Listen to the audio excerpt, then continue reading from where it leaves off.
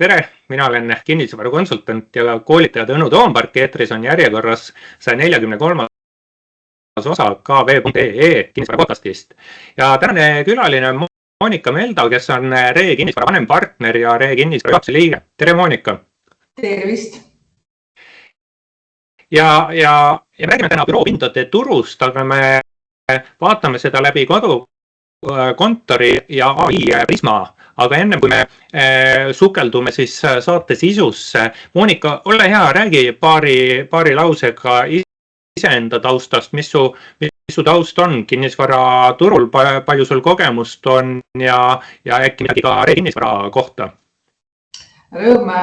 et sa kutsusid mind siia saatesse ja mõni aasta on kinnisvaraga kokku puututud, et puhtjuhuslikult sai 30 aastat selles valdkonnas, et sattusin siia ülikooli ajal kandideerides siis erinevatesse valdkondadesse ja see valdkond köitis nii palju, et siia ma nüüd olengi jäänud päris pikalt. Aga jah, kui mõeldes selle aja peale tagasi, siis see on nagu totaalne muutus, kuidas meie 96. tööd alustasime, et meil oli tiimi peale üks arvuti ja lauatelefon ja kui käisid väljas kohtumistel ja objektidel, siis pidi piipar kaasas olema ja otsime esimest telefonikutjat. Et selles suhtes on ikkagi tänane muutus niivõrd suur valdkonnas ja tegelikult ma näen ka praegust muutust viimase nüüd paari aasta või poole aasta vaates, et kui tol hetkel tuli internet, siis ma arvan, et see muutus ja tänane AI tulek on meeletult suurem muutus, mis meid ees tegelikult ootab. Aga millega me siis täna tegeleme, et meil on 4 valdkonda, äri kinnisvara, elukondlik, maaklerteenus, hindamine, konsultatsioon ja nõustamine. Ja kõik see info, millest meil võib-olla täna ka juttu tuleb, et see ongi selle baasilt, et me teeme aastas päris palju tehinguid, et ütleme ärikondlikus või viimastel aastatel öelda, et üle 40 000 ruudu anname välja üürilepingute näol. Ja tõesti, büroopindade turg on viimase aastaga päris palju muutunud, et kui vaadates numbriliselt, siis bürood me andsime 24 välja ligi üle 14 000 ruudu ja eelmine aasta oli ainult 8000 ruutu. Nii et selline 75-80 lepingust kukkus 40-50 lepingu juurde ja ruutmeetrid kogused ka oluliselt nagu vähenesid, et peamiselt on täna turul ikkagi väiksemaid kliente, kes oma büroopindasi vahetavad ja üksikud suured, et selline hiigelajad, mis tuli IT-sektorist, et need on praegu vaikelu elamas. Vaikelu elamas, et kui siit nagu teema suunas liikuda, et ma küsiks nagu niimoodi, et mis seis on kontoripindade turul siis praegu, kas siis ongi vaikelu või kuidas sa sellise konteksti andmiseks iseloomustaks tänast kontoripindade seisu? Ja ma küsin siia otsa, et pane siia ka mingi väljavaade, selline mitte väga pikk aasta 3 vaates, kuhu suunas me liigume. No üldiselt me tiim suudab igapäevaselt olla kontaktis, ütleme seal circa 200 ettevõttega, kellele me siis otsime nende ärideks vajalikke pindasi. Kui eelneval perioodil, ütleme, oli sellest 2/3 büroopinna otsijaid ja ülejäänud siis ladu täiesti vastu büroo kliendid ja ülejäänud on siis kõik ladu tootmine, teenindus ettevõtted. Ja kui turust büroopindadest tervikuna rääkides, siis ma arvan kõige paremas seisus on A-klass.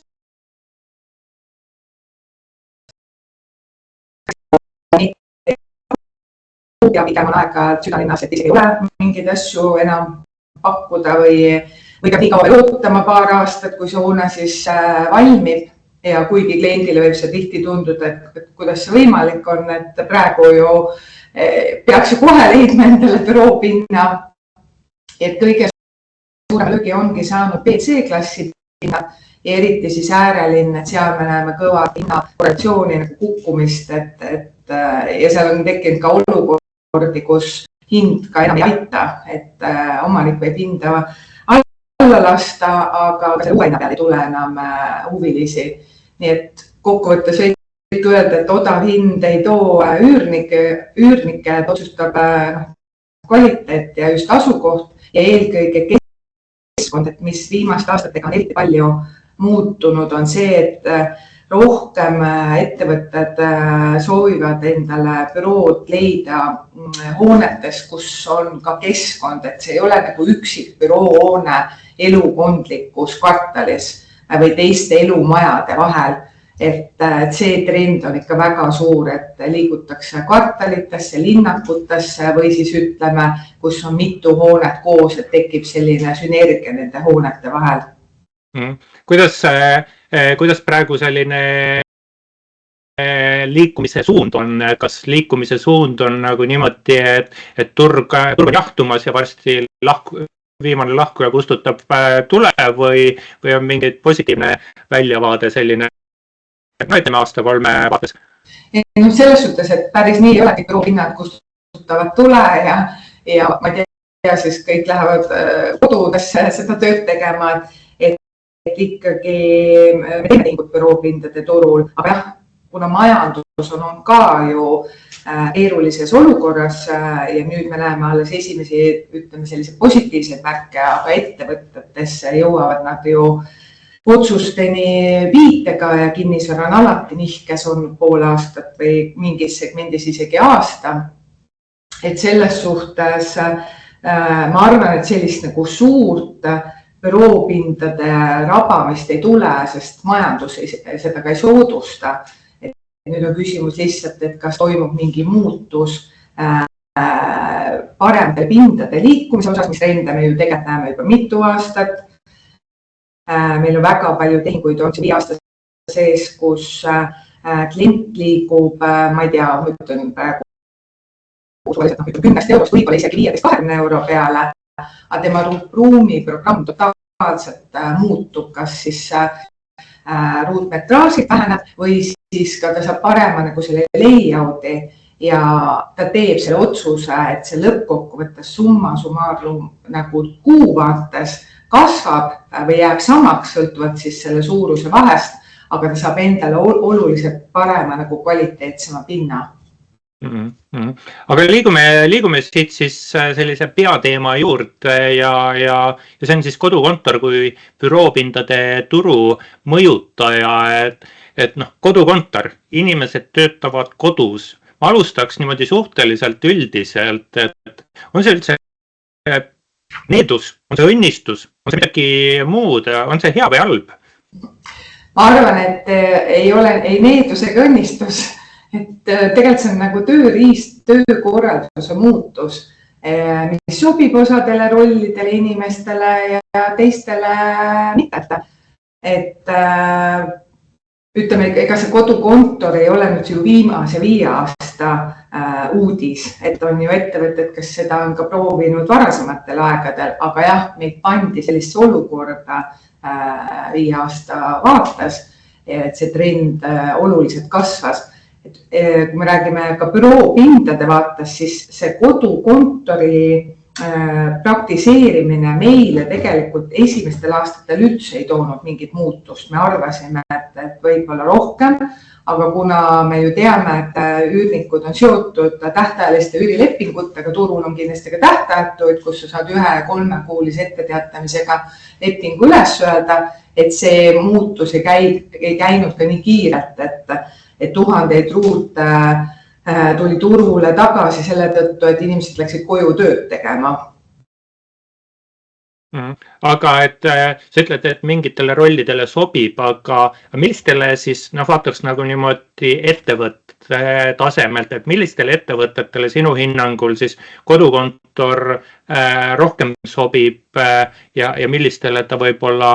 üldse ei sobi, kes on büroopinna üürnikud, milliseid ettevõtteid kodukontori teema rohkem puudutab, et oskad mingid, ma ei tea, segmente, tegevusalasid, ettevõtete suuruseid, nende rahvusvahelisust, avalik erasektor, midagi niimoodi välja tuua?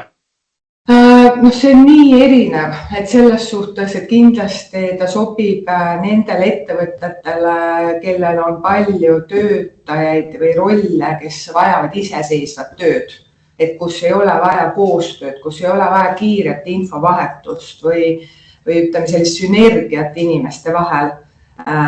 Ja need vastupidi, kellel on vaja inimestega teha koostöös,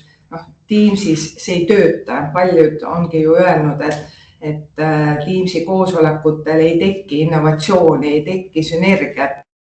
Miks ettevõtted ka täna on liikumas sellel suunal, et soovivad inimesi ju tagasi büroodesse, just kus on vaja meeskondadega koos töötada, et see kodukontoris lihtsalt hääbub või hääbub. Ja ettevõtted on ka erinevad, et mõned võib-olla on see positiivselt nagu kulu kokkuhoid, et tal on meeskond palju suurem, aga reaalselt hinnavajadus on väiksem. Aga teiselt poolt on ettevõtted, kes ütlevad, et jah, et mind ei huvita see kokkuhoid pinnalt, aga mul tuleb kohe lisakulu koordineerimisele, kultuurile või siis ütleme juhid, kes ütlevad, et ma ei anna enam neid tööülesandeid kodukontoris töötavatele isikutele, et ma ei viitsi sellega tegeleda, mul on lihtsam astuda koridori pealt erinevatesse töötiimidesse ja ma saan vahetult ära rääkida, et meil on vaja selline eesmärk tuua, teeme selliseid asju, kui leppida kokku, millal me saame kõik selle Teamsi koosoleku ja kuidas see siis lähteülesanne nagu kokku ja edasi anda. Et need ongi nagu erinevate ettevõtete spetsiifikat, et ma ei saa niimoodi öelda, et ainult nüüd raamatupidamine ja IT-valdkond on kolinud kodukontorisse ja see sõltub ka persoonist, ma arvan väga palju, et kas see inimene ise suudab olla ütleme distsipliiniga, et me ju teame tihti ju ka olukordi, kui siis ettevõtted, kes hakkasid tagasi kutsuma, ütlesidki, et inimesed tegelikult kodus tekkisid hoopis muud vaimsed probleemid nendel, kus ta ei saanudki enam piiridest aru, et puhkusajast, peredega seotuvatest tegevustest, et kõik oligi üks virvarr, et tegelikult inimesed ju vajavad ka ju keskkonnavahetust, töö, ütleme sellist ruumi, kui paljudel siis on inimestel kodudes nii häid nagu tingimusi pakkuda, mis tegelikult see tööandja oma tööruumides pakub. Mulle tuleb siin meelde, et kui ma ühel varasel pealelõunal, ütleme kella 1-2 istusin ühe suure ministeeriumihoone foajees, kus tavaliselt väga palju inimesi liigub, siis reede pealelõunal oli see nagu ütleme surnuaed, et mõni seal liikus ringi, aga tundub, et kõik olid jah kodukontoris ja seda ma olen ise ka näinud, kuidas kodukontoris olemist nähakse kui sellist, et ma ei peagi kättesaadav olema, ma ei peagi nagu telefonile vastama ja segatakse siis kodukontor siukse isikliku ajaga ära, aga kuidas su selline hästi üldine tunnetus, Monika, on, kas kodukontor on ettevõtte vaatest kulu või on ta mingi kokkuhoiu võimalus, sest kui selline, et büroos nagu võib-olla ikkagi töölaud peab inimesele olema, võib-olla jah, või kui tahetakse nagu, et mingid päevad on kus ikkagi kõik inimesed on tööl, siis peab ikkagi vist igal ühel oma mingi töökoht olema, et ega seal nagu mingit kokkuhoidu ei saavuta ja teisalt kui ettevõtte vaatest võtta, et ettevõttes on erineva tundlikkusega info, et mingid nagu sellised turvalisused tagavad IT-lahendused võib-olla on ekstra, kui inimesed asuvad majast väljas. Kas ettevõtte vaatest, ma nüüd võtan lühidalt, et kas ettevõtte vaatest kõiki erinevaid aspekte kaaludes on kodukontor kulu või tulu? No tegelikult, kui me üldse räägime kulubaasist ettevõtte vaatenurgast, siis kontori kulu on üks väiksem kulu üldse, et suurim kulu on ju tegelikult palgakulu ja võib-olla mingid muud veel read seal kulu poole peal. Et tegelikult jah, on ettevõtted, kes väga loevad oma kontorikulu ja püüavad selles osas olla säästlikud ja kes ütlevad, et kontor ei ole kuluna üldse suur osa tema eelarvest, ja see peab olema super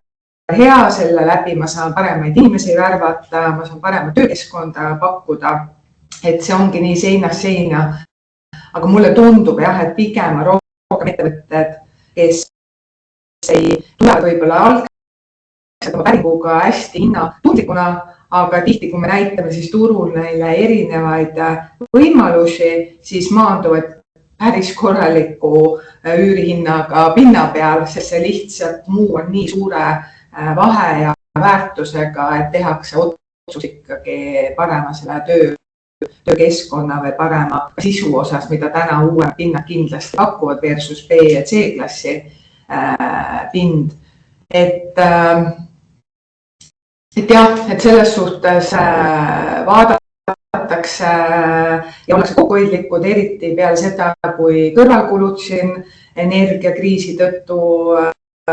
muutusid. Vanasti 10-15 aastat tagasi keegi küsinud, et mis kulud veel mul kaasnevad, oli ainult oluline see üürihind ja that's it. Et täna ikkagi väga põhjalikult tehakse endale selgeks, et millest need koosnevad, kuidas need põhimõtted või kuidas tehakse neid otsuseid nende üldkulude jagamise vaates, et minnakse päris teensuseni, aga ta ei ole kõige määravam. Et teised kulud on palju suuremad kui see üks kontori kulu ühele ettevõttele. Kui me vaatame tänast seisu, sinu teadmise ja sinu kogemuse järgi, kuidas ettevõtted täna lähenevad, et kas nad soosivad kodukontorit või nad meelitavad inimesi tagasi, et kui ma kuulan sind, et sa räägid sellisest keskkonna loomisest, siis see võib olla nagu hoopis, et meelitatakse inimesi kontorisse tagasi. Et milline trend siin on ja kui sa ennem rääkisid nagu Teamsist ja sellisest ettevõtte kultuuri mainisid, siis mul endal tuleb meelde Steve Jobsist, lugesin raamatut, kus Steve Jobs planeeris Apple'i peakontorit ja üks sellise planeerimise idee oli see, et soodustada inimeste juhuslikku kohtumist, kus võiks sündida innovatsioon. Ehk siis ma nüüd jälle formuleerin oma küsimuse lühidalt, kas ettevõtted soosivad kodukontorit või soosivad või meelitavad inimesi kontorisse tagasi? Tegelikult me ikkagi näeme, et mitu aastat on trend, et soovitakse inimesi tagasi, nagu sa isegi ütlesid, et innovatsioon, areng, sünergia, see kõik vaikselt hääbub ja hääbub, kui me oleksime oma kodus tööd tegemas. Ja võib-olla kui rääkides kodukontorit, ma näen, et see ei sobi mitte nagu ainult ameti vaates, vaid ülesannete ja nagu ma ütlesin ka inimese järgi, et inimesed ise on ju väga erinevad, et kui see töö on iseseisev, katkestused pigem segavad seda töö iseloomu, et siis sobib kodukontor ja kui vastupidi, et see on koostöö, kiire infovahetus, uued inimesed, kes vajavad sisseelamist, seda ei tee Teamsis, et sul on vaja seda kolleegi tuge, tunnetust, kultuuri mõistmist, et paljud ettevõtted ütlesidki, et meil läks nii palju auru sellele, et üldse kanda edasi, et mis me ettevõtte kultuur on, kuidas meie käitumisnormid ja kuidas me toimime, seda sa ei suuda seda teha, et kui kõik sul on, ma ei tea, 50 inimest kusagil kodudes laiali. Ja nüüd on rohkem seda ka hübriidi praktiseeritud, aga hübriidiga, mis osad ettevõtted kurdavad, ongi see, et siis need, kes on kodus ja hübriidina kasutavad pigem seda üksikut päeva kontorisse tulemises, siis teised, kes töötavad täisajaga, ütlevad, et nad ei saa enam keskenduda sellepärast, et nii palju on sotsialiseerumist. Et inimesed, kes siis kasutavad siis selle 1 või 2 päeva kontoris olemist, hoopis pigem sellist vahetut suhtlemist mitte tööalaste vestluste peale et ka selliseid nagu tagasisidet on tulnud ettevõtjatelt, kes siis vahetavad bürood, et mõeldes selle ruumiprogrammi peale, et missuguseid töötsoone ma üldse siis täna ikkagi päriselt vajan. Aga mis ka personalijuhid ütlevad, et kedagi ei saa ju vägisi sundida, et jah, sa räägid läbi, sa tood välja positiivsed aspektid ja argumendid, aga suurem suund on ikkagi see, et värvatakse uusi inimesi juba teistel kokkulepete alustel kui see, et inimesed, kes on siis, ma ei tea, 3+ aastat teinud seda nüüd hübriidi või ainult kodukontori või üksikute koosolekute päevade vaates ja ta ei ole valmis tagasi tulema, siis temaga lihtsalt kuni töösuhte lõpuni võib-olla praktiseeritakse seda sama asja edasi, aga uued inimesed juba värvatakse teiste kokkulepete alusel, et niimoodi on nagu meile sellist nagu tagasisidet andnud erinevad siis ettevõtjad ja personalijuhid. Ruumiprogramm planeering, eks on su jutust läbi käinud, Monika, et kuidas selline kodukontori, kuidas öelda, praktiseerimine on ettevõtete nõudmist pinnal siis ülesehituse osas muutnud, et ongi, eks, et kuskil tehakse mingites ettevõtetes, et sel päeval on kõik inimesed tööl, järelikult kõikidele peaks nagu mingi vähemalt tool või tabureti olema, et nagu pinnavajadust vähendada ei saa, eks, et kuskil tehakse mingeid selliseid mängunurkasid kontorisse, selliseid mõnusaid pehmeid ruume, kus oleks hea olla, et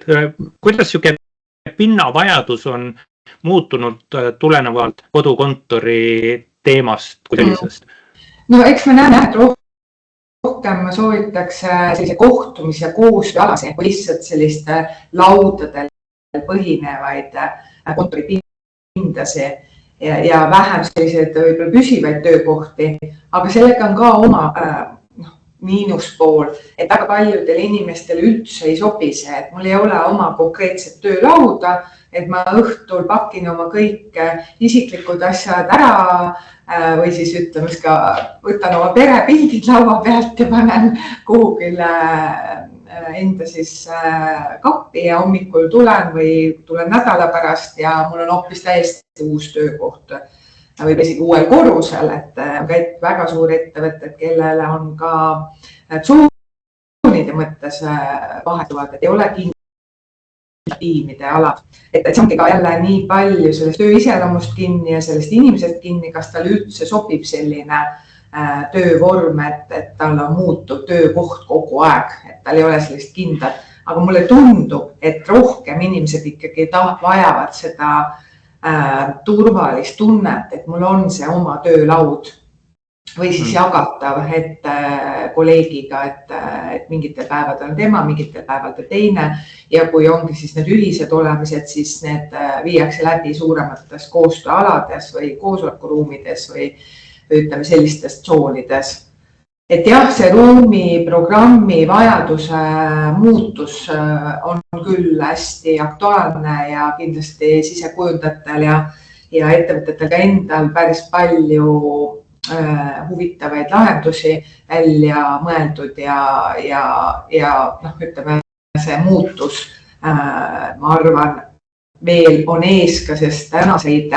lepinguid on meil kehtivaid ka päris palju, mis ei ole veel lõppenud, et ütleme selline 5-aastased lepingud, mõni võib-olla 7, 8 ja 10, et need hakkavad ka järjest turule tagasi tulema, et kuidas siis nende ettevõtete pinnavajadused siis täpsemalt jäävad, aga mis ma muidugi võin ka siia öelda, et ega täna, kui me siin ettevõtetega kohtume ja püüame aru saada nende uute pindade vajadustest, nad tihti ei oska ka ise öelda, et mis see päris personali kogus neil jääb. Seda me räägime pärast selle AI tulekuga, aga paljudel ei ole ka endal veel kindlat arusaamist, nagu vanasti oli, et sa tead, sa kasvad, sul on selliseid töökohti vaja, selliseid rolle, sellist ressurssi, et paljud ei oska seda ise ka täna ette kujutada, et tegelikult kus see ettevõte võib olla aasta pärast ja see on ka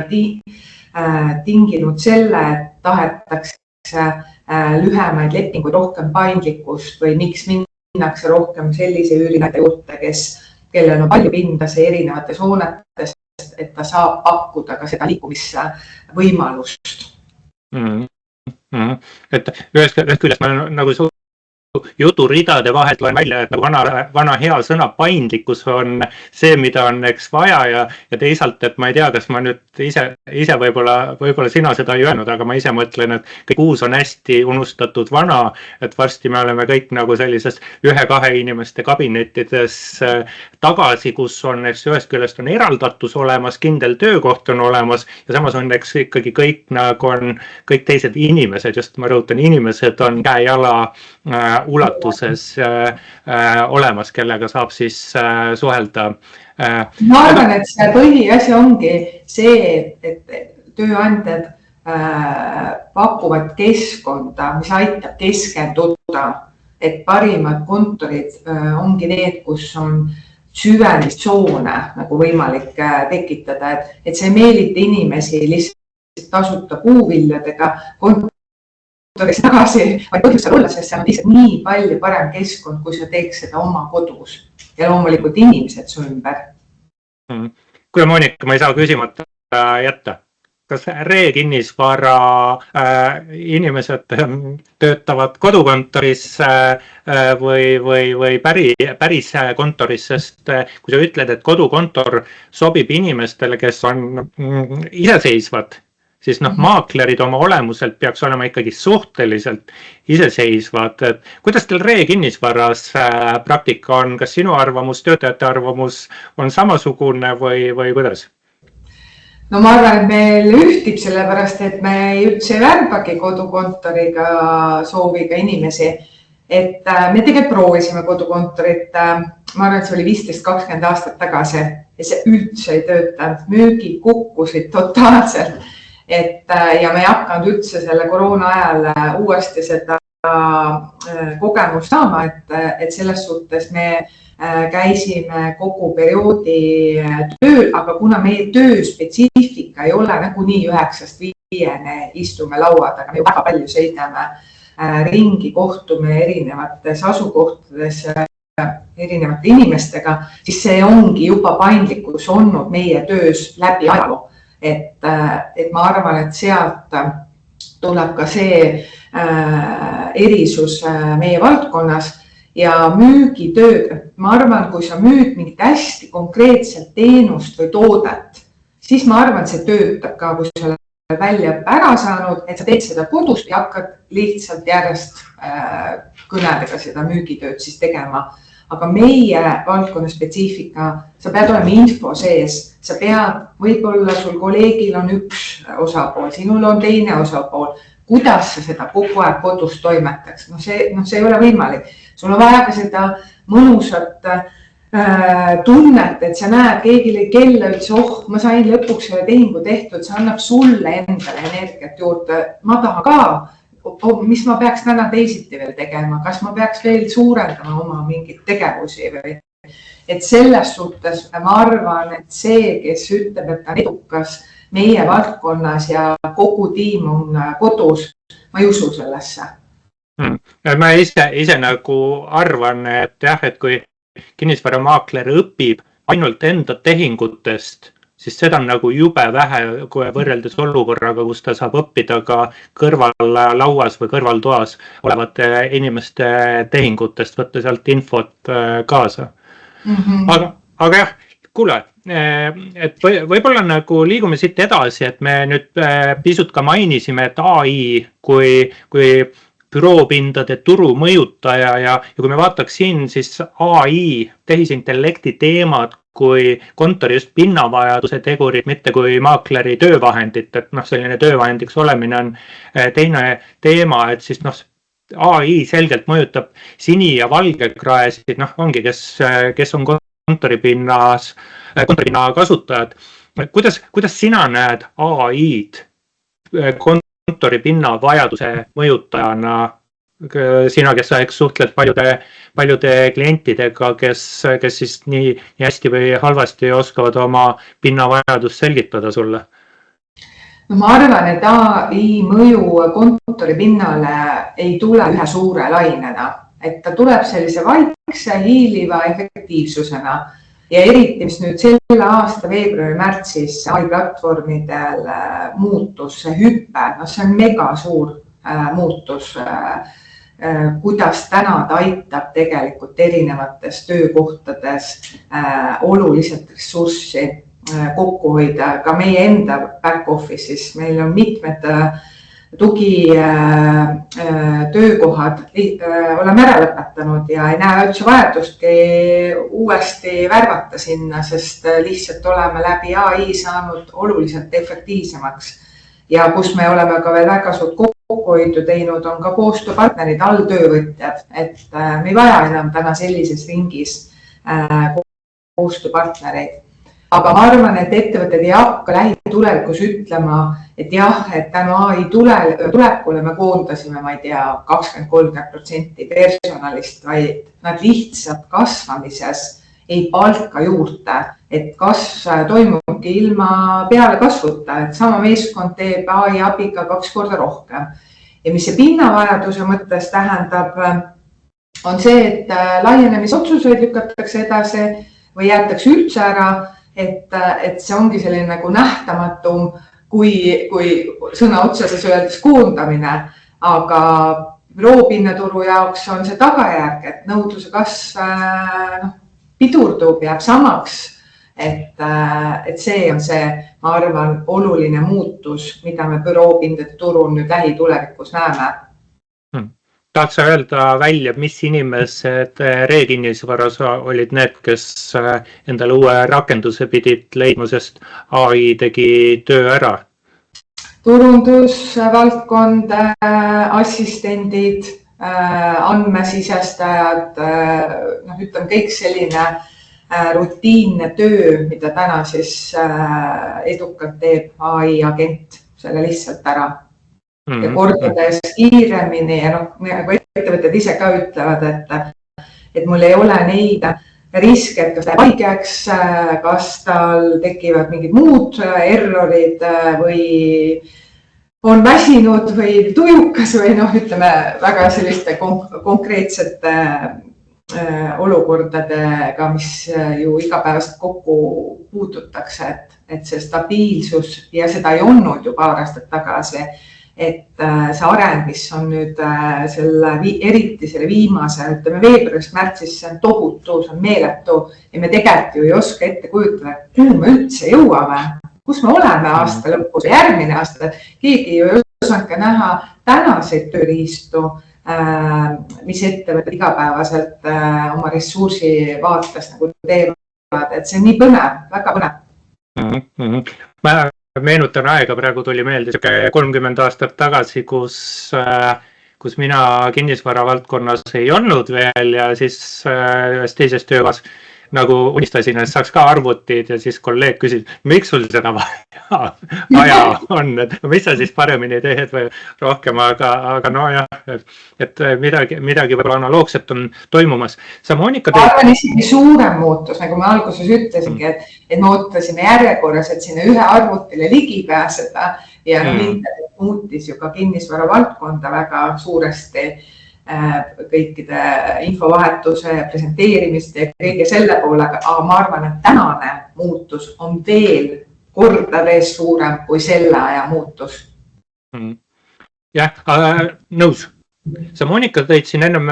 välja just seda, et mingeid inimesi ei ole vaja, sest AI teeb andmesisestaja töö ära ja et minnes ütleme siis võib-olla mitte päris 30 aastat tagasi, aga 25-30 aastat tagasi, siis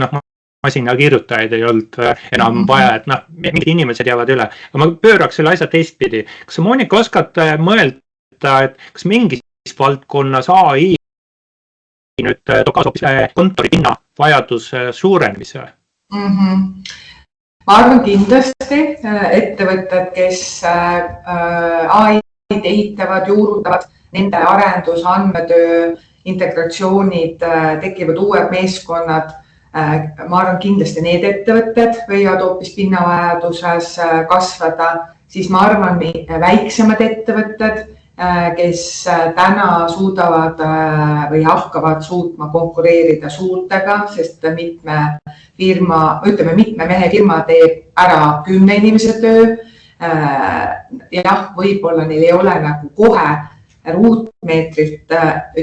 sarnaseid mahtusi, aga nad kindlasti ju kasvavad, nad saavad rohkem teha muid asju, ma ei tea, müügi peale või mis iganes ametikohti siis neil juurde tekib. Ja jah, just, et kus laiendus tuleb läbi müügi ja selle kasvusest teised ressursid jaotatakse siis, ma ei tea, AI agentide vahel ära. Aga kus ka muutus mitte kasvu poolel, vaid languse poolel me näeme ikkagi ka suurte korporatsioonide back-office'ite osas, et seal võib olulisi muutusi tulla, ja neid otsuseid tihti ju ei tehta ka Eesti tasandil, et tehakse mujal teistes riikides, et missugused pinnavajadused tegelikult siis jäävad meie endal kohalikul turul. Ja ma arvan, et tekivad täiesti uued rollid, uued ametid, kes peavad oskama AI agente juhtida ja suunata, sest ega see AI teeb küll töö ära, aga keegi peab talle ju õiged eesmärgid seadma. Et ma arvan, selliste ametikohtade vaates tuleb igal juhul suurem nõudlus tulevikus, kes oskavad AI-d juhtida. Jah. See on päris põnev teema. Aga... Just ongi see, et muutub pigem see, et mida kontoris tehakse, mitte kas seda üldse vaja on, et nagunii ju tekivad keerukamad rollid ja see need inimesed vajavad ju kohta, kus koos mõelda ja koos tööd teha. Kas sa oskad, Monika, välja tuua mingeid töökohti või ettevõtte mingeid segmente, mis iganes parameetri alusel, kus AI mõju ei avaldagi? Me räägime ikkagi kontoripindade ja pinnavajaduse kontekstis. Ma arvan, kus on oluline füüsiline kohalolek või see usaldus, et kus müügitöö, kus tehing sünnib just sellest vahetust kontaktist või suhtest. Et selles suhtes võib-olla aus vastus on see pikas vaates ei mõjuta, nimekiri lüheneb iga aastaga. Küsimus on lihtsalt tempos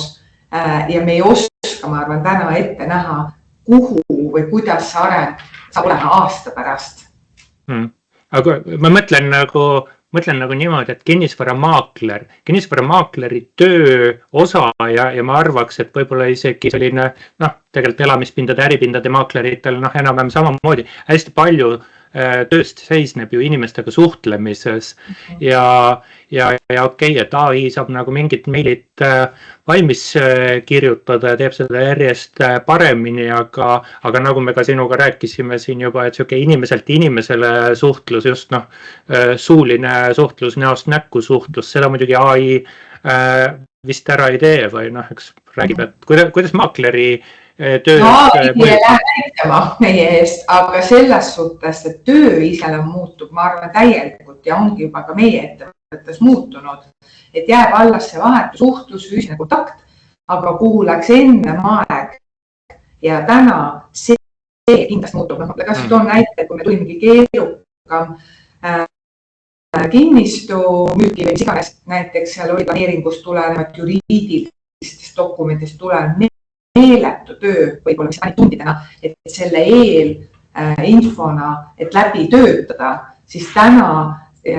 võimalus kasutada AI kokkuvõtete tegemiseks või mingi info hankimiseks olulisema, mis sul on vaja 50 pluss leheküljest läbi töötada.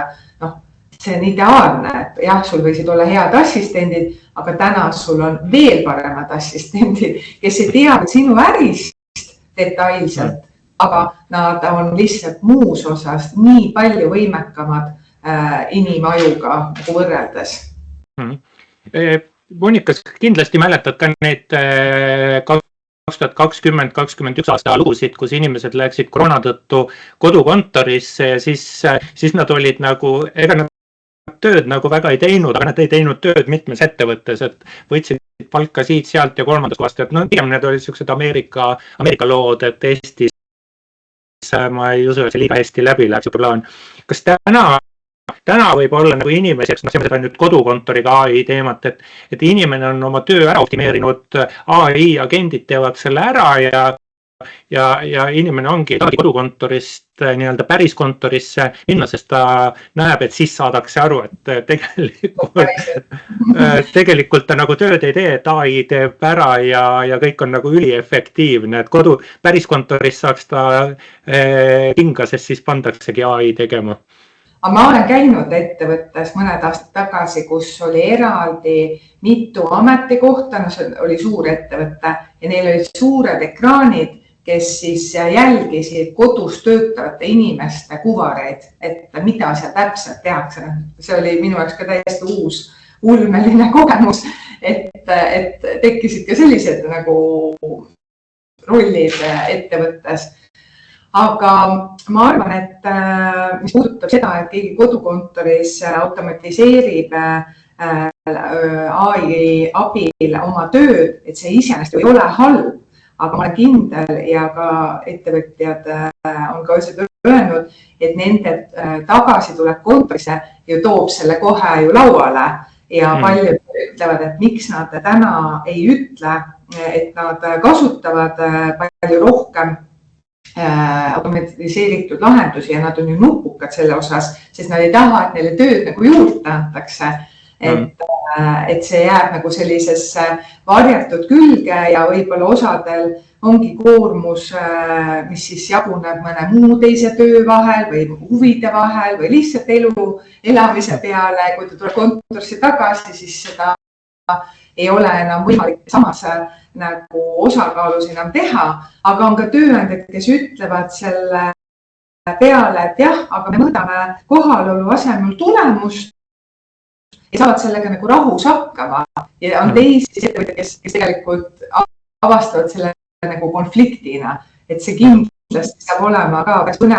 põnev hetk, et kuidas reaalselt siis need suhted oma vahel töötajate, tööandjate vaates, kes siis võtavad kasutusse, samas ju ettevõtted ka tahavad ju, et võetakse ju kasutusse, aga kuidas see üleminek toimuma hakkab, et see saab olema kindlasti põnev ja väljakutset pakkuv. No jah, et kui mõelda, kujutad ette sellist väärtusahelat, et jah, et eks see kuskil selline efektiivsus võiks aja jooksul edasi liikuda ja ettevõtja tahaks muidugi, et nii-öelda tema rahast tehtav efektiivsus võit tuleks tema kaukasse, aga no eks see ole põnevad arengud, jah. Aga samas me oleme ka näinud ju ka seda, et on ka väga palju apsakaid tekkinud, et see ongi see, et kuidas sa kasutad seda AI-d oma töö ülesannete vaates, et sa peadki ju võtma seda, et ta on assistent või sul on nagu näiteks 5 assistenti võimekuse mõttes, aga ta ei tea sinu töö spetsiifikat, ega me oleme ju siin ka näinud juriidilise valdkonna, kes on kohtusse sattunud mingisuguseid AI-lõike, et noh, see koht ja võib-olla ka noorema põlvkonna tulek, et neil ei ole nii palju kogemust, et see oleks nii suure sünergiaga see AI kasutus. Ja üks asi on see, et sa saad sealt meeletult tarkust, aga sul peab ka endal olema taipamine, mis sa selle infoga või selle tulemusega siis peale hakkad. Kuule, aeg on kiire kuluma siin jälle paraku, et kui me kuidagi võtaks kokku, sellisest kontoripindade nõudluse vaatest või pigem, eks me rääkisime nõudluse vaatest, aga kui vaataks sinna teisele poole, mida siis kinnisvara omanikud, investorid, nemad peaksid tegema või milleks valmistuma siis sellise kodukontori ja AI arengute vaatest? Ma arvan, et see oluline sõnum, mida ma olen ka vahetult oma klientidele igapäevaselt edasi andnud, kelle siin vakantsid on suurenenud ja rahavood on muutunud või ka muutumas lähipoole või aasta vaates, et vananevad hooned vajavad plaani, et kasutamine ei ole strateegia. Et mida me näeme ka, et osad neist ütlevad, et aga vaatame, mis teine pool aasta toob. Et ma ei näe üldse seda, et see ei lahene sellega, et ootame paremaid aegu. Et tegelikult sul on vaja täna oma hoonele, oma varale plaani, mitte siis, kui see üürnik on juba lahkunud ja see üürileping on juba lõppenud. Et kas sa siis repositsioneerid oma hoone, võtad ette otsus investeerida, renoveerida, leiad hoopis muu kasutuse, väljud üldse sellest hoonest. Ütleme, et need on kõik sellised otsused, mis vajavad julgust ja muutust, aga seda on vaja tegema hakata, sest lihtsalt ootamine või et küll ajad uuesti muutuvad, see ei toob kasu. See on nagu nii ilus kokkuvõte, et siin võiks saatele punkti panna, aga ma siiski veel ei pane paar teema veel. Et pakkumise poole pealt ülihead mõtted mu meelest. Plaani on vaja, eks? 3 sõna ja see on ülihea. Aga maakleri, äripindade maakleri vaatest, mis tema vaatest on siis kodukontori AI mõjud tulemise käigus siin või kohal olemise käigus pigem oluline, et mida maakler peaks teadma? Ma arvan, et kui maakler täna kliendi nõustades esitab küsimusi, et kui palju töötajaid korrutab selle 8-12 ruutmeetriga, siis see ei tööta täna. Et tegelikult on vaja saada üürnikult või ettevõttet aru, et milline pind tema äri ja meeskond päriselt vajab ja kuhu see ettevõte võiks liikuda aasta, 2-3 vaates, et ta oskaks päriselt ka seda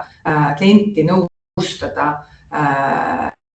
just selle pinnaduse vaates, mis toetab seda äri kõige rohkem. Väga hea, kliendi vajadus selgeks teha, see on väga mõistlik. Ja kui Monika kõige lõpuks, ma alati saate külaliselt küsin mingi mõtte või nõuande, mis siis meie saate kontekstis kuulajad, vaatajad kaasa võiks võtta, et mis mõtte sa annaksid turuosalistele nii kitsalt, nii laialt, kuidas sa ise soovid? Mis sa kaasa neile annaks? Ega ma arvan, et ongi see ikkagi üürilandjate vaade, kui me räägime nüüd äriklientidest, et mõelge ette oma varade osas, et ei ole olukorras, kus üürileping on juba läbi ja uut üürnikut ei leia, et mis pikem perspektiiv on ja üürnikele, et täna on väga hea võimalus häid diile teha, läbi rääkida, endale saada paremate tingimustega pindasi, kui see oli, ütleme siin 3, 4 või 5 aastat tagasi. Ja ma tean, kelle poole võiks pöörduda, et neid pakkumisi saada. Aitame hea kelle nii mõlemad osapooled, nii üürnike nõustamise vaates kui ka omanike osas. Ja vaat selle väikse mõttega lõpetamegi siin saate ära, kuigi räägida oleks veel paljustki. 143. osa kv.ee kinnisvara podcastist oli eetris. Rääkisime kodukontorist, rääkisime AI-st kui kontoripindade turu mõjutajast. Monika Meldo, kes on kinnisvara vanempartner ja juhatuse liige, aitas sellest teemast rääkida. Ja mina olen kinnisvara konsultant ja koolitaja Tõnu Toomberg. Ja head kuulajad, kui teil on mõtteid teemade osas või inimeste osas,